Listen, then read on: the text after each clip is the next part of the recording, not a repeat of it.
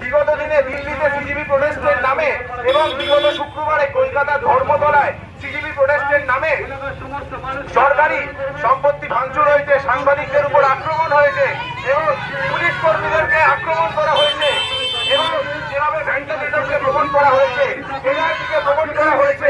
বিচ্ছিরিভাবে একটা প্রোটেস্টের নামে জিহাদিমূলক কাজকর্ম আমরা দেখতে পাচ্ছি। কিছু জিহাদি মানসিকতার মানুষরা দানা বেঁধেছে, তাদের বিরুদ্ধে আজকে আমাদের এই প্রোটেস্ট।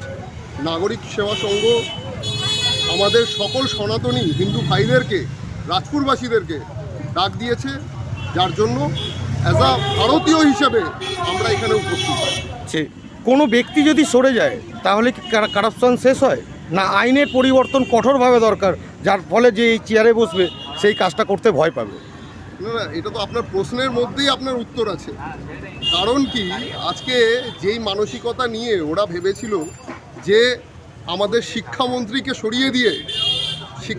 সরিয়ে দিয়ে আমাদের প্রধানমন্ত্রীকে দুর্বল করা যাবে, বা শিক্ষামন্ত্রীকে সরানোর পর আরও পদত্যাগের যে মাং, এটাকে ইন্ধন দেওয়ার জন্য এটা একটা জাস্ট ফর চারা ছিল। আজকে যার জন্য কেন্দ্রের যে শিক্ষামন্ত্রীকে সরিয়ে দেওয়া হয়েছে, তারপরেও কিন্তু তারা আন্দোলন তুলে নেয়নি। তাদের মানসিকতাটা কি এটা সম্পূর্ণভাবে পরিষ্কার। তারা নিট পরীক্ষার্থীদের নিয়ে কোনোভাবেই চিন্তা করছে না। আর যদি তারা চিন্তা করতো তাহলে দেশ বিরোধী নারা ওখানে লাগতো না। ওরা দেশের সৈন্যের বিরুদ্ধে নারা কখনোই লাগাতো না, ওরা দেশের পুলিশ প্রশাসনের বিরুদ্ধে নারা কখনোই লাগাতো না।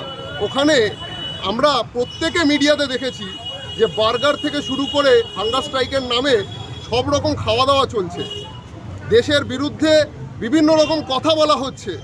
আমাদের প্রধানমন্ত্রীকে, মানে আমাদের দেশের যিনি পিতৃতুল্য, তাকে নিয়ে কুরুচিকর মন্তব্য করা হচ্ছে, তার ছবিকে ব্যঙ্গাত্মকভাবে প্রকাশ্যে দেখানো হচ্ছে। আমরা তাদের সকলকে অ্যারেস্টের মাং করি, তাদেরকে অবশ্যই দোষীদেরকে শাস্তি দেওয়া হোক, এটাই আমরা মাং করছি। দলের হয়ে এখানে এই প্রতিবাদ মিছিলের জন্য আমরা একত্রিত হইনি। আজ আমরা যেটা হয়েছি টোটাল ভারতবাসীর জন্য। এখানে যারা উপস্থিত ছিল আজকের আমাদের মিছিলে, তারা সবই রাষ্ট্রবাদী ভারতবাসী। তারা ভারত মাতার সন্তান, ভারত মাতাকে ভালোবাসার জন্যই তারা আজকে একত্রিত হয়েছে। আপনারা দেখেছেন দিল্লিতে যন্ত্রমন্ত্র যেভাবে ছাত্র আন্দোলনের নাম করে জিহাদি আন্দোলন হয়েছে, সেই আন্দোলনের বিরুদ্ধে আমরা একত্রিত হয়েছি।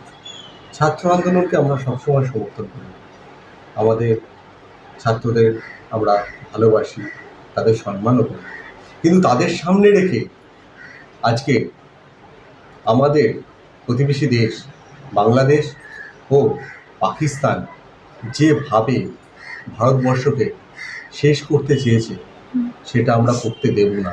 তার প্রতিবাদেই আজ আমরা একত্রিত হয়েছি। আমরা হতে দেব না বিদেশি শক্তিকে। আজকে দেখতে পেয়েছেন যে ওই মিছিলের মধ্যে ডমিনোস থেকে পিৎজা আসছে, বার্গার আসছে, খাবার প্রতি মুহূর্তে চলে আসছে। তার প্রতিবাদে আমরা আজকে পথে নেমেছি। এটা বিদেশি শক্তির প্রচুর ফান্ডিং চলছে, তাদের মাধ্যমে আজকে এই ধরনের প্রতিবাদী এই ধরনের কার্যকলাপ করেছে ছাত্রদের সামনে রেখে। আপনারা দেখেছেন আর দুদিন আগে 24শে জুন কলকাতার বুকে ছাত্র আন্দোলনের নামে সাংবাদিকদের উপর যে পরিমাণ অত্যাচার করেছে, সেটা খুবই নিন্দনীয়। সাংবাদিকরা সংবাদ মাধ্যম ভারতবর্ষে তারা একটা স্তম্ভ, চতুর্থ স্তম্ভ হিসেবে আমরা তার পরিচিত। তাদের উপর যে পরিমাণ অত্যাচার হয়েছে সেটা আমরা নিন্দা করি।